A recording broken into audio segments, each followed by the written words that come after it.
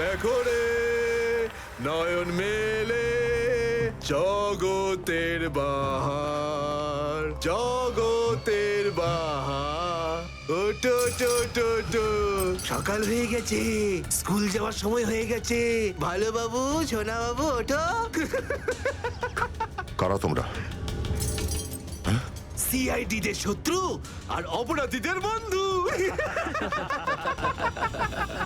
দেখো দেখো দেখো দেখো দেখো দেখো কেমন করে ছটফট করছে, দেখো খাঁচায় বন্দি সিংহের মতন ছটফট ছটফট ছটফট ছটফট।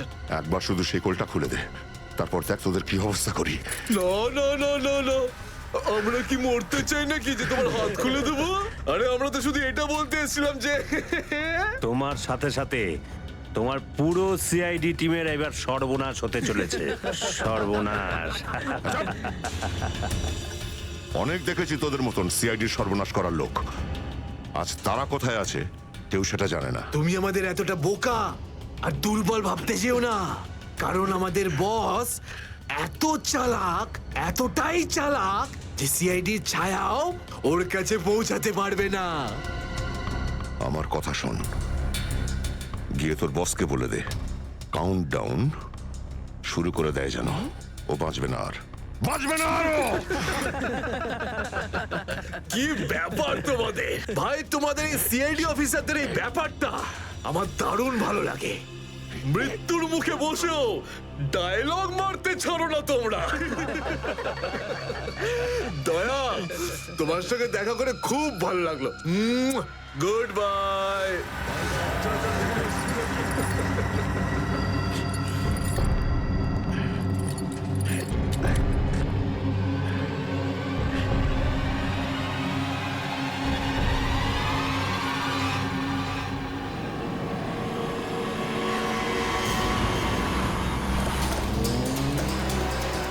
সেদিন দেখা হয়েছিল গানটার শুটিং এই স্টুডিওতেই চলছিল, তাই তো? হ্যাঁ স্যার, এটাই সেটা, বিরাট স্টুডিও। দয়াকে এখানেই হয়তো কোথাও রেখেছে।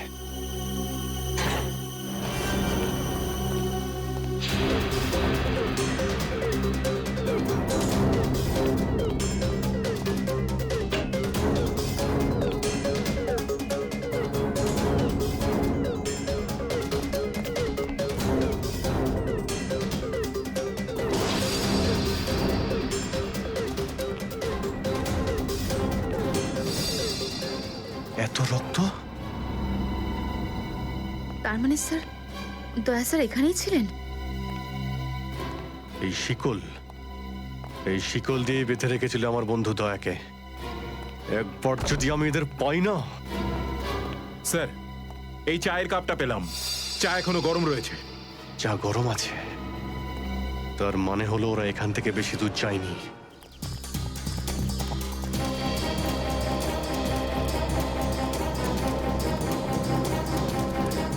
স্যার, মনে হচ্ছে এখানে কিছু হয়েছে।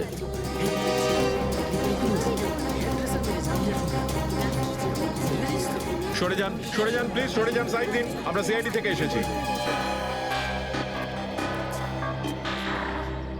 স্যার দেখুন না, কেউ ঋতুকে খুন করে ফেলেছে। কি করে হলো এইসব? বলতে পারবো না স্যার, আমরা সবাই শুটিংয়ে ব্যস্ত ছিলাম তো তো হঠাৎ গুলি চালাবার আওয়াজ পেলাম, আর এখানে এসে দেখলাম এই মরে আছে। কতক্ষণ আগে চলেছিল গুলি? স্যার এই ধরুন আধ ঘন্টা আগে। স্যার আমরা লোকাল পুলিশকেও ইনফর্ম করে দিয়েছি স্যার। ঠিক আছে, আপনারা একটু এখান থেকে পিছিয়ে যান একটু।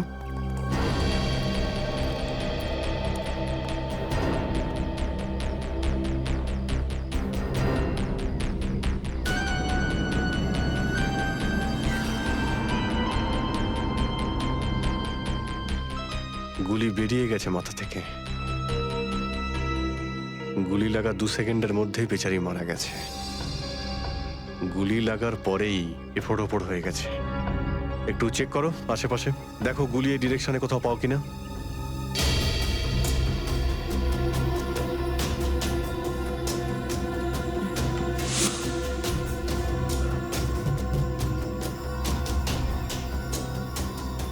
এ বিচারি এইভাবে এখানে বসেছিল, পিছন থেকে কেউ গুলি করলো আর এইভাবে উল্টে পড়ে যায়।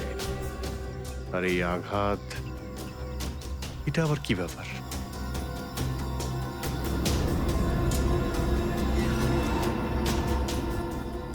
পড়েছিল মেয়েটা?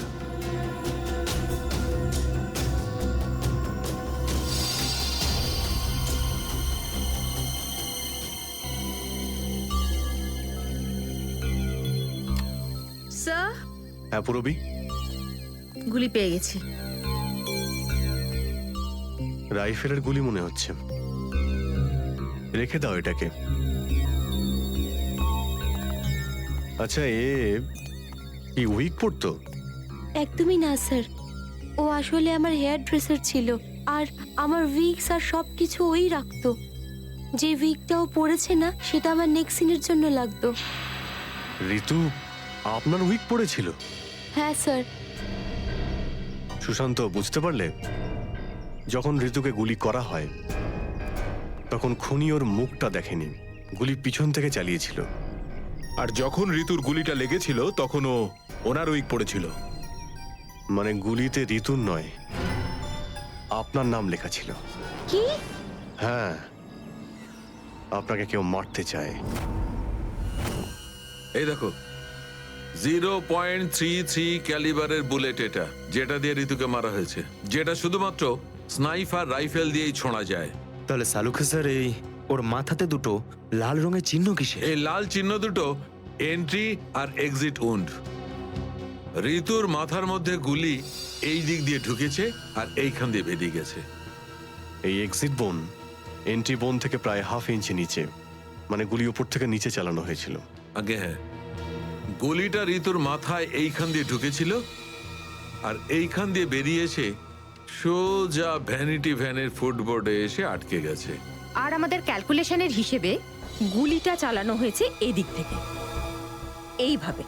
গুলিটা প্রায় 2-3 তলার ওপর থেকে ছোঁড়া হয়েছে। অনেক কিছু জানতে পেরে গেছেন স্যার আপনি। হ্যাঁ, ঋতুর কেসে তো আমি অনেকটাই জানতে পেরে গেছি।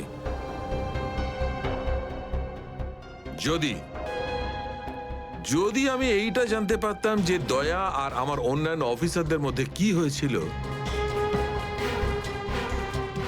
কিন্তু আফসোস, যে লোকটি এই কথাটা বলতে পারতো সে বলতেই চাইছে না। আপনি কি বলতে চাইছেন যে আমি কি বলছি না? মনে থাকলে তো বলবো। আপনি সব সময় আমার বিরুদ্ধে বাজে অভিযোগ করেন। না অভিজিৎ, সালুকে কারোর ওপর কখনো বাজে অভিযোগ করে না। ডক্টর সালুকে প্লিজ, আপনি কি প্লিজ? প্লিজ স্যার, সালুকে স্যার প্লিজ, আমরা কি এখন শুধুমাত্র ঋতুর কেসটা নিয়ে কথা বলতে পারি? ঋতুর কেসে আমি যতটা জানতে পেরেছি আমি সবটাই বলে দিয়েছি। ব্যাস, এখন আমার অপেক্ষা শুধুমাত্র একটা প্রমাণের জন্য, যা দিয়ে আমি জানতে পারবো দয়ার সঙ্গে কি ঘটেছিল। That's it. দেখলে, এই জন্য আমি তোমাকে বলেছিলাম যে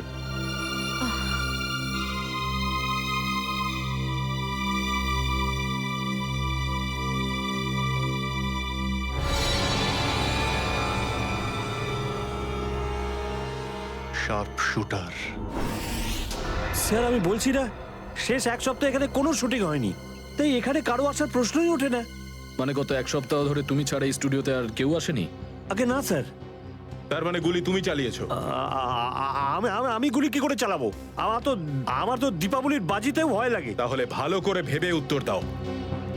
কেউ না কেউ তো গিয়েছিল সেকেন্ড ফ্লোরে। হ্যাঁ স্যার, একজন প্লাম্বার এসেছিল ওই পাইপ ঠিক করতে। সেকেন্ড ফ্লোরে? হ্যাঁ স্যার। নিয়ে চলো সেখানে, চলো।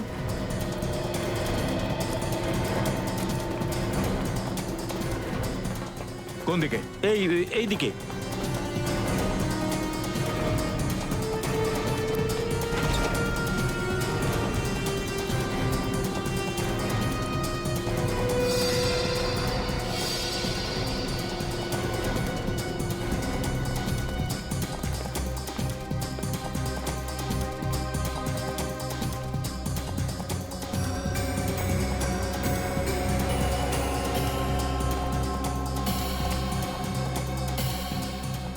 এখান থেকে ঋতু ওখানে ছিল আর শার্প শুটার গুলি সম্ভবত এখান থেকেই চালিয়েছে।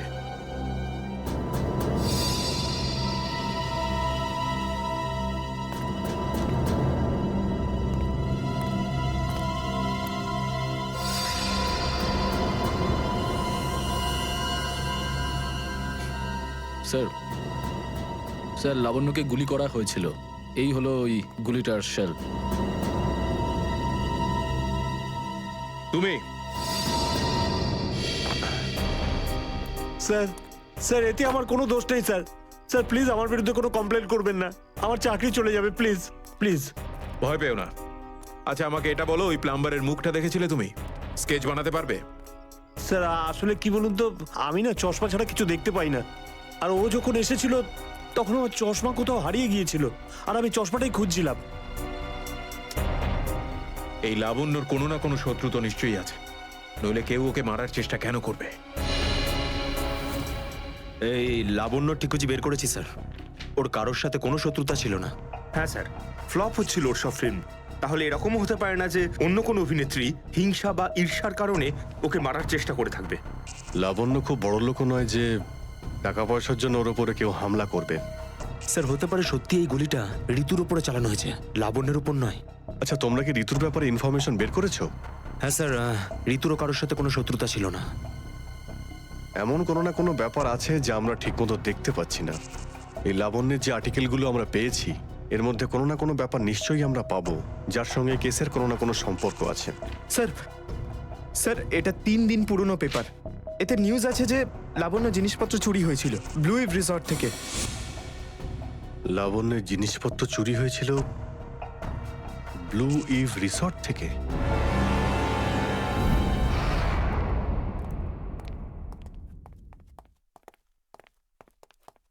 এটাই রুম স্যার।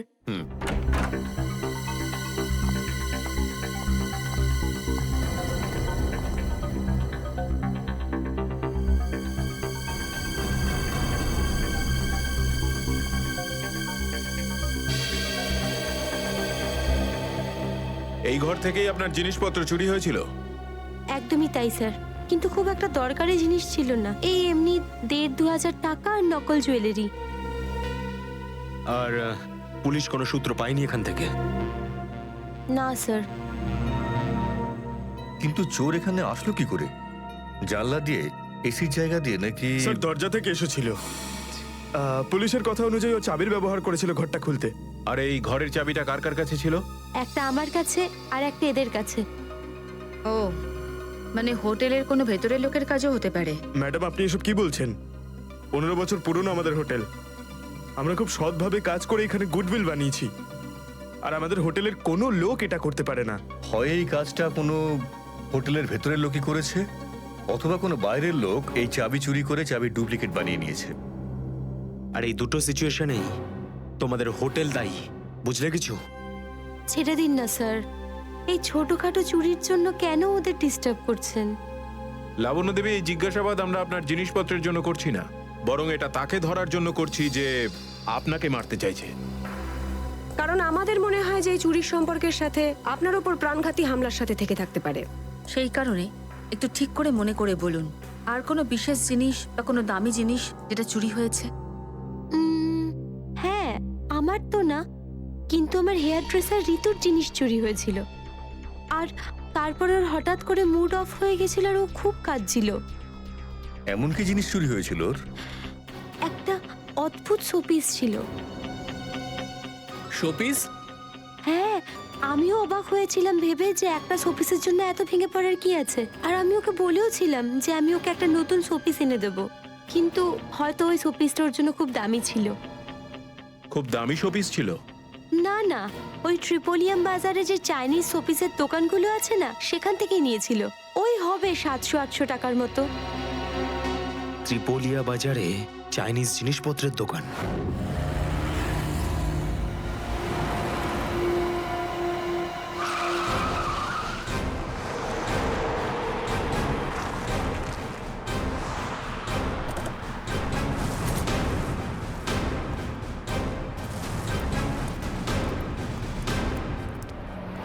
সিআইডি। সিআইডি? একটা খুনের ব্যাপারে আপনার থেকে কিছু জানতে চাই। খুন? কার খুন হলো আবার? এর নাম ঋতু, ফিল্ম ইন্ডাস্ট্রিতে হেয়ার ড্রেসারের কাজ করে। কিছু মনে পড়লো? আমি তো একে কোনোদিন দেখিনি। গত শনিবারে আপনার দোকানে এসেছিল। ও একটা মূর্তি কিনেছিল। এই অনেকটা এরকম ছিল। শনিবার তো আমি ছুটিতে ছিলাম। হ্যাঁ, সুশান্ত দোকানটা দেখছিল। কি সুশান্ত, তুমি দেখেছো মেয়েটাকে? হতে পারে এখানে এসেছিলেন। শনিবারের দিনটা খুব বিজি দিন থাকে, অনেক লোক আসে। কিছু মনে পড়ছে না। আচ্ছা, আমাকে এই মূর্তিটা দেখাও তো। ওই মূর্তিটাও।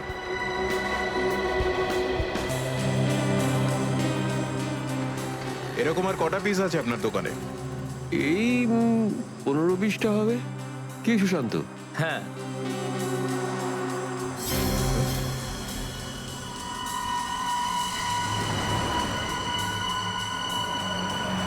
ওখানে ওই দুটো বক্সে ক্রস চিহ্ন দেওয়া কেন? আরে আরে ওটা তো ডিফেক্টিভ পিস, এগুলো ফ্যাক্টরিতে রিটার্ন যাবে, আপনার কোনো কাজে আসবে না। সেটা এক্ষুনি জানতে পারা যাবে। দেখাও ওটাকে, দেখাও।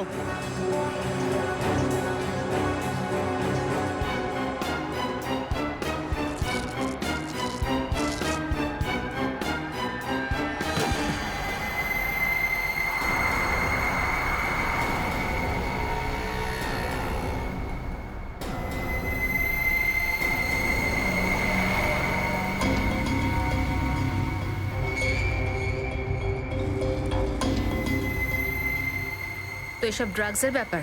ঋতুকেও এরকমই শপিস বেঁচেছিলে? সুশান্ত, তুমি আমার দোকানে থেকে ড্রাগসের কারবার করতে? এবার বন্ধ করো এই নাটকটা। অ্যারেস্ট করো এই দুজনকে। আসুন, পরে দেখছি। চল, তোকে বোঝাচ্ছি, চল স্যার, আমি কিছু করিনি স্যার। চল।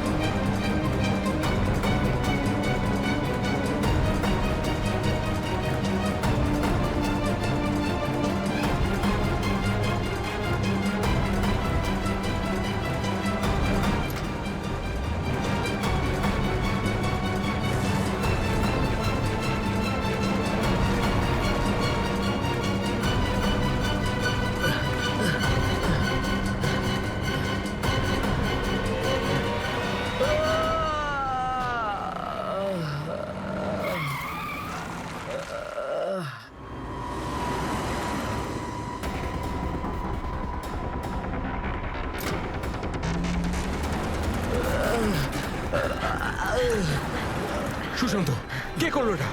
বলো সুশান্ত, উত্তর দাও। হ্যাঁ বলো, বলো সুশান্ত, কে করলো এটা? সুশান্ত,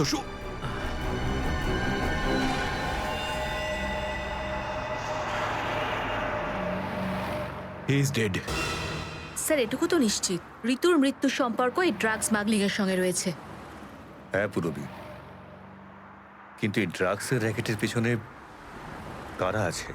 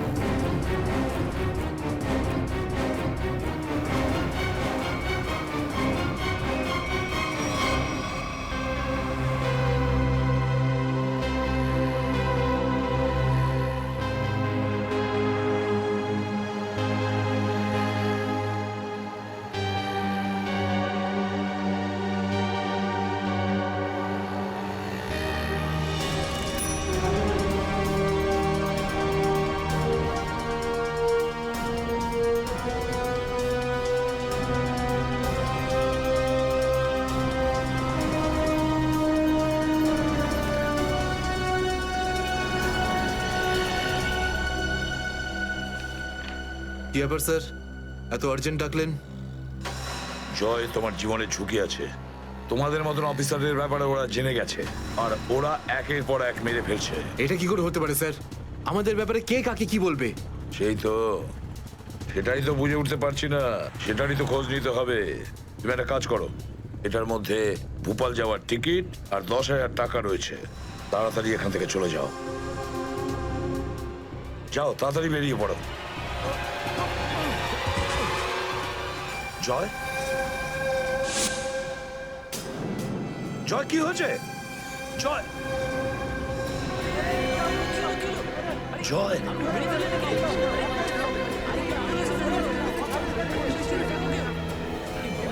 মাই গড,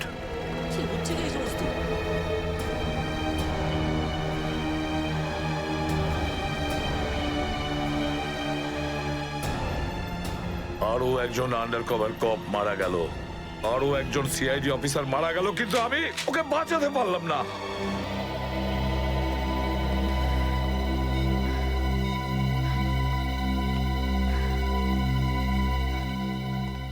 দয়া স্যারের ফোনটা কেন লাগছে না? শ্রেয়া, দয়া স্যারও ঠিক ফিরে আসবেন যেরকম অভিজিৎ স্যার এসেছেন। স্যার কিভাবে ফিরে আসবেন? আমরা তো এটাও জানি না যে দয়া স্যার কোথায় আছেন। স্যার, নাইবা দয়া স্যারের খোঁজ পাওয়া যাচ্ছে, নাইবা এসিপি স্যারের। শ্রেয়া ওনারা সিআইডি অফিসার, এরকম অনেক সমস্যার সম্মুখীন হয়েছেন। যেখানেই থাকুক না কেন নিশ্চয়ই ভালো থাকবেন ওনারা। স্যার, আপনি এমনটা কিভাবে বলতে পারেন? আপনি রক্ত দেখেছিলেন তো? কতটা রক্ত পড়েছিল বলুন তো ওখানে? আর ওই গুলিটা, যে গুলিটা দয়া স্যারের শরীর থেকে বেরিয়েছিল। হ্যাঁ শ্রেয়া, আমি সবকিছু দেখেছি, কিন্তু তার মানে এটা তো নয় যে সিআইডি অফিসাররা মারা যান না। স্যার, হ্যাঁ স্যার, আপনি ঠিক আছেন তো? স্যার, কাল থেকে আপনাকে ফোনে পাচ্ছিলাম না। হ্যাঁ, আমি একটা জরুরি কাজে ব্যস্ত ছিলাম। এমন একটা টপ সিক্রেট কাজ ছিল, কাউকে বলতে পারিনি, এমনকি তোমাদেরও নয়। স্যার, কি স্যার, দয়া স্যারের কোনো খোঁজ পাওয়া যাচ্ছে না। দয়া স্যারের কোনো খোঁজ পাচ্ছ না মানে?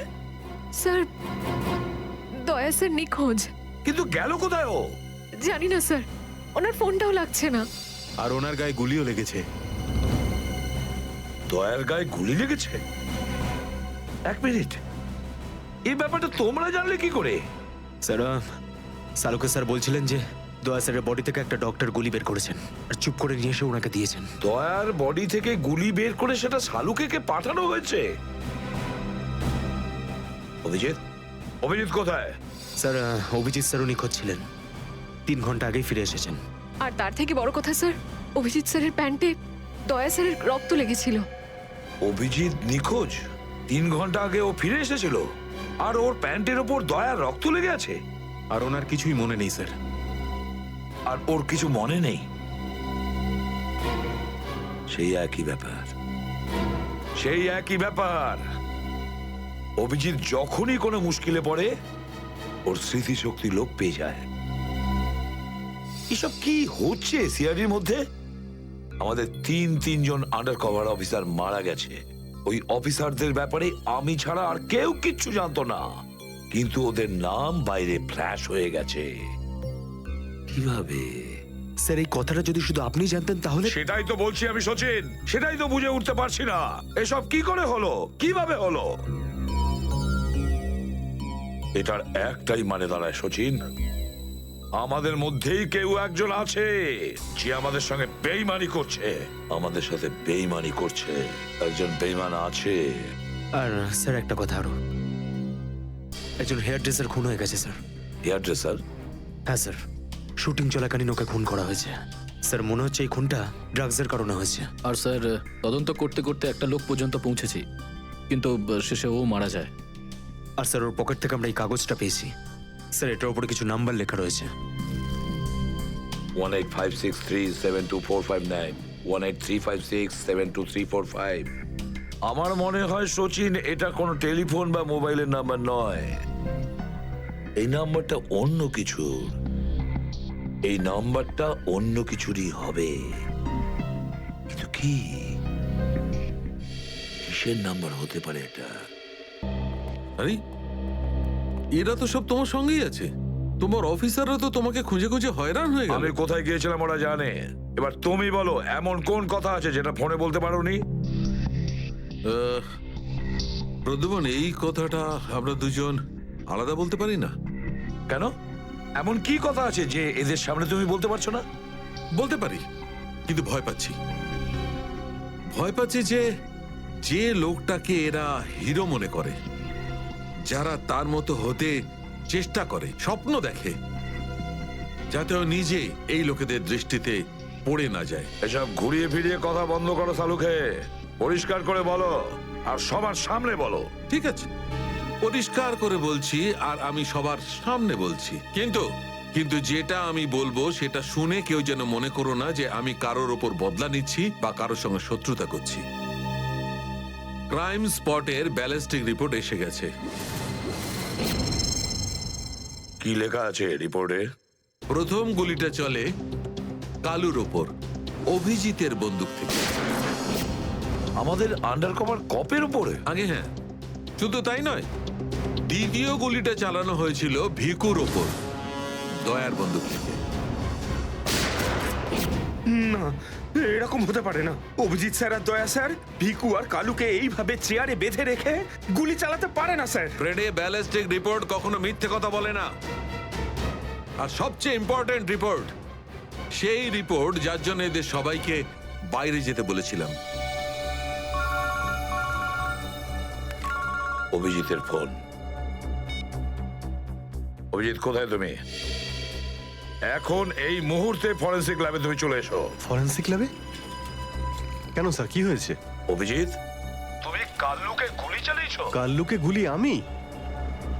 আর স্যার, ওকে আমি কেন গুলি করতে যাব? অভিজিৎ, তুমি এই মুহূর্তে ফরেনসিক ল্যাবে চলে এসো, and that's an order. Sir, এই কথাটা শুনে আপনি যতটা অবাক হয়েছেন ততটা আমিও অবাক হয়েছি। আর যতক্ষণ আমি এটা না জানছি যে ওই রাতে কি হয়েছিল, আমি আসবো না। তাহলে কি তুমি আমার বিরুদ্ধে যাবে? স্যার, আমি আপনার বিরুদ্ধে যাচ্ছি না স্যার। আমি সেটাই করছি যেটা আপনি আমাদের শিখিয়েছিলেন, সিআইডি ডিউটি স্যার। অভিজিৎ, ও না করে দিল। আপনার অনেস্ট, ব্রিলিয়েন্ট, ইন্টেলিজেন্ট অফিসার আপনার অর্ডার ক্যারি আউট করতে না করে দিল এসিপি সাহেব।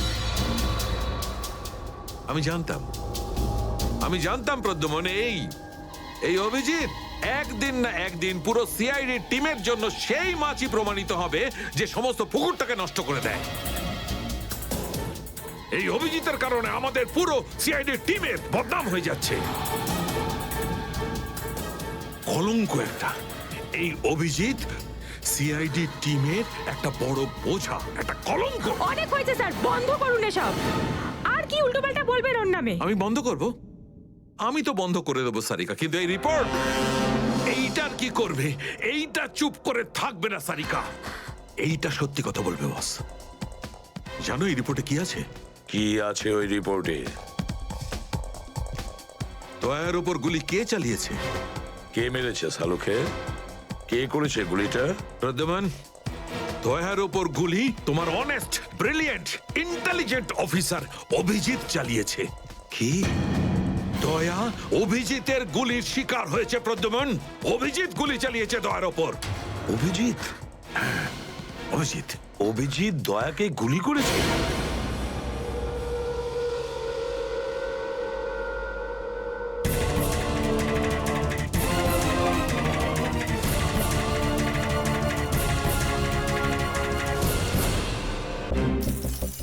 অপারেশন ডেভিঙ্গোর একটা বিশেষ ভূমিকা আছে।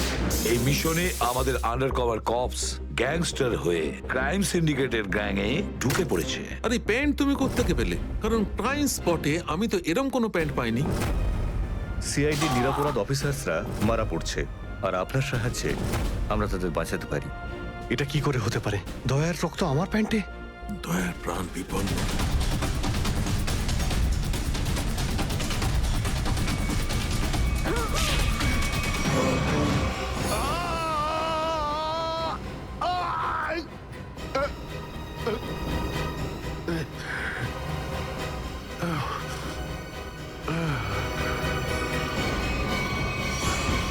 স্যার, শহরে যত টোল প্লাজা রয়েছে সব জায়গায় খোঁজ নিয়েছি।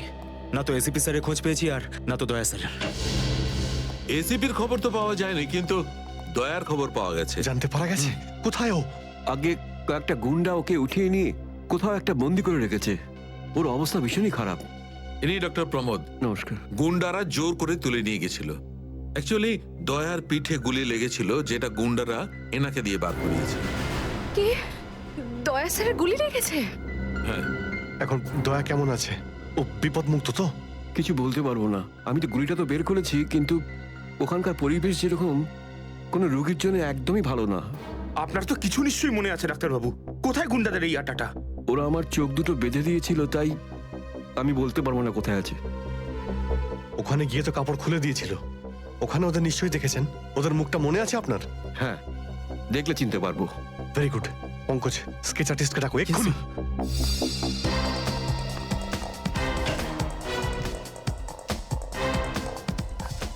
অভিজিৎ, ওই আমি তোমার সাথে। হাই। স্যার, আপনি এখানে? হ্যাঁ, আমি এখানে। আচ্ছা সারিকা, পেন্টে যে রক্তটা লেগেছিল তার ডিএনএ রিপোর্টটা এসেছে? হ্যাঁ, এসেছে। সেটাই বলতে এসেছিলে না অভিজিৎ স্যারকে? হয়তো তুমি আগেই বলে দিয়েছো। তোমার বসকে ডাক্তার সালুকাকে বলার কথা মনেই হয়নি। ছাড়ো ছাড়ো, কোনো ব্যাপার না, কোনো ব্যাপার না, হতেই পারে হতেই পারে, ছাড়ো ছাড়ো। কি আছে ওই ডিএনএ রিপোর্টে? ওই ব্লাড স্যাম্পলটা কার সারিকা?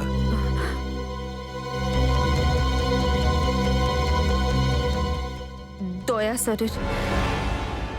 দয়ার? দয়ার? আচ্ছা, ওই প্যান্ট যার উপর এই রক্তটা লেগেছিল, ওই সেই প্যান্টটা কার?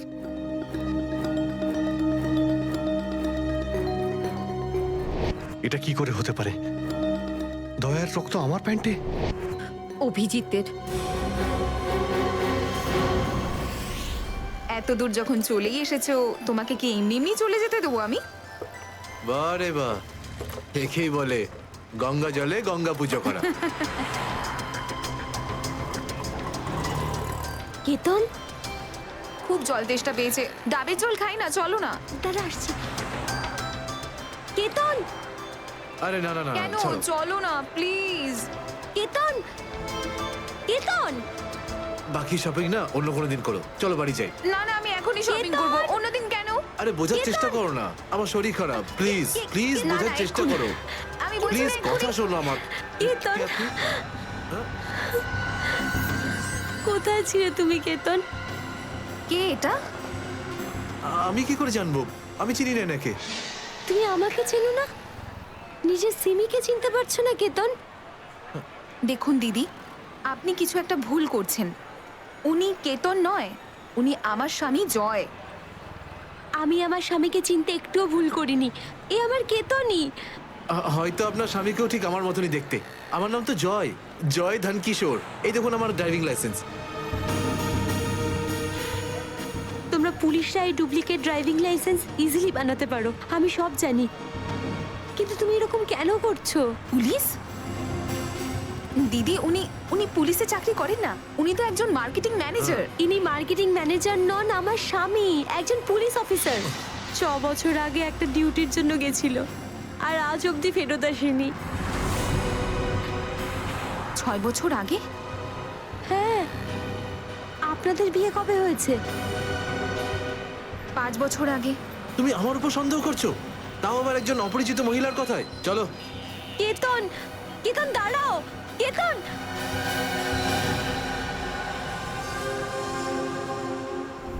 অভিজিতের প্যান্টের উপর দয়ার রক্ত। 3বার টেস্ট করিয়েছি, কিন্তু ফলাফল ওই। আর সেই কারণে তুমি প্যান্টটা চুপচাপ সারিকাকে দিয়ে দিয়েছিলে, কারণ তুমি জানতে ওই প্যান্টে দয়ার রক্ত লেগে আছে। যদি আমি জানতাম যে আমার প্যান্টে দয়ার রক্ত লেগে আছে, তাহলে সেটা আমি টেস্ট করার জন্য কেন দেব?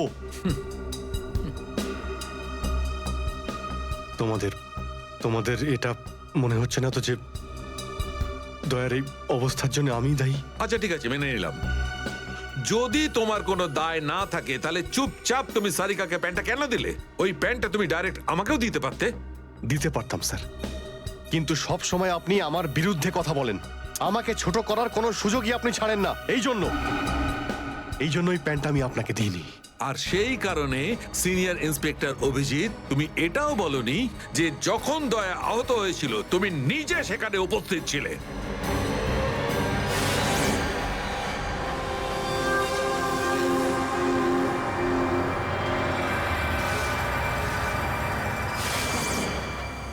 বলে দিতাম।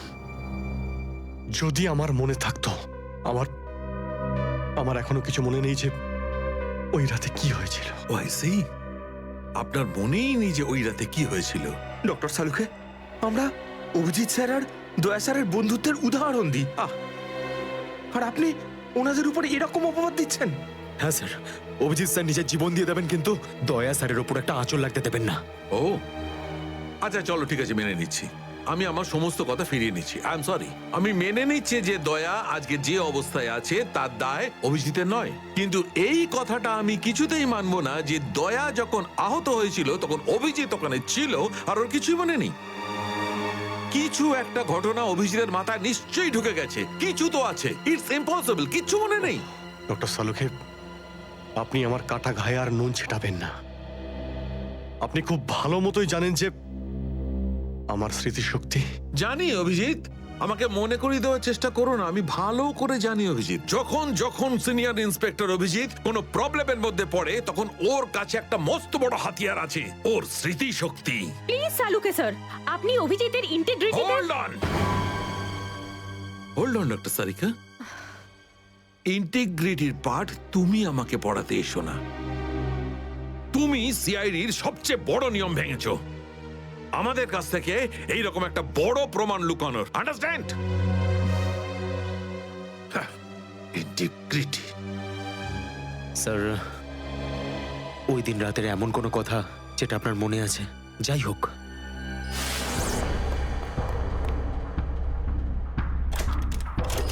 আমি তেজার পিছনে দৌড়াচ্ছিলাম।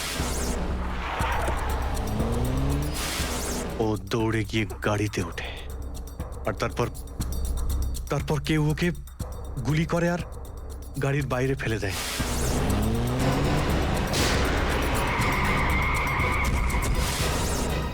যখন আমি দৌড়ে গিয়ে তেজার লাশের কাছে যাই তখন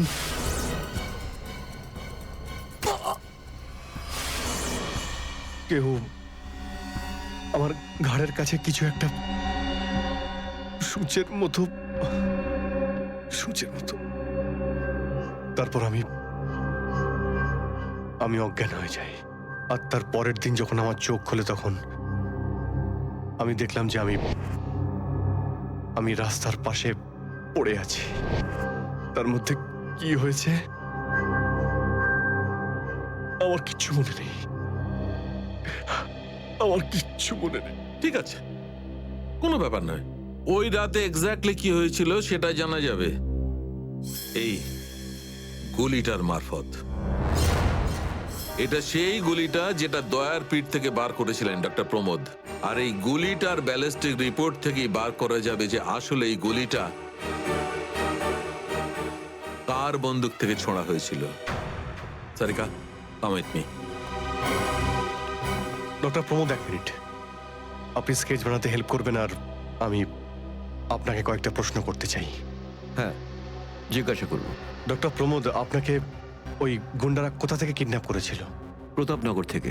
আর তারপর আপনার চোখে কাপড় বেঁধে দেয়? আগে ওর পরে গাড়িতে বসে ওদের আড্ডায় নিয়ে যায়। আড্ডায়? আচ্ছা, আড্ডাতে পৌঁছাতে আপনার কতক্ষণ লেগেছিল মনে আছে? 40-45 মিনিট। 40-45 মিনিট? এটা ঠিক কটার সময়? রাত তখন এই 10:30টার মতন। রাত 10:30টা? ওই সময় তো প্রতাপনগরে খুব একটা ট্রাফিক থাকে না, রাস্তা ফাঁকাও থাকে। শ্রেয়া, শহরের ম্যাপটা নিয়ে এসো, আর সেই সব জায়গা লিস্ট বানাও যেখানে প্রতাপনগর থেকে যেতে 45 মিনিট সময় লাগে। শ্রেয়া, কি হলো? শহরের ম্যাপটা নিয়ে এসো তাড়াতাড়ি। সরি স্যার, আমার শরীরটা ভালো লাগছে না, এক্সকিউজ মি।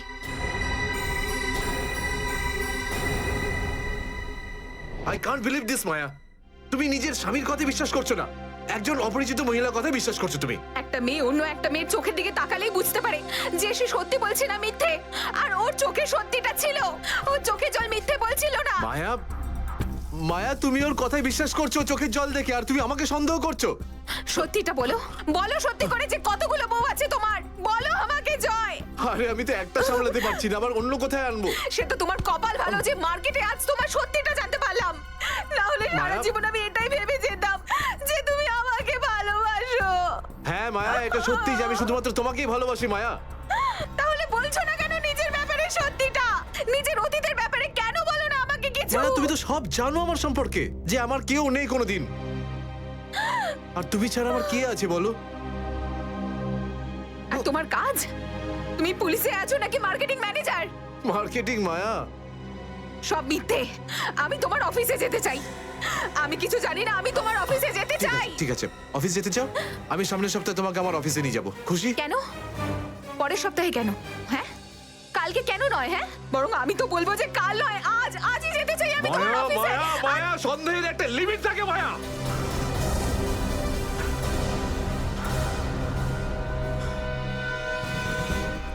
ঠিক আছে মায়া, আই এম সরি মায়া, আমি তোমাকে অফিসে নিয়ে যাবো। মিথ্যে কথা বলার একটা লিমিট আছে জয়, ওরফে কেতন। মায়া, যতক্ষণ না তুমি আমাকে সত্যিটা বলছো, আমার সাথে কথা বলতে আসবে না তুমি। Maya listen to me Maya, please শোনো মায়া। মায়া মায়া, দরজা খোলো মায়া।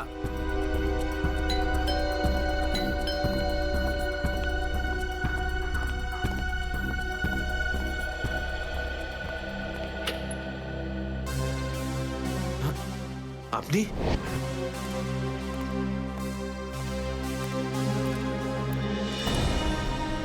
কেতন, মিশনের কাজটা থামিয়ে দাও আর এই মুহূর্তে এখান থেকে চলে যাও। না স্যার, আমি এই মিশনের জন্য আমার জীবনে 6টা বছর দিয়েছি স্যার।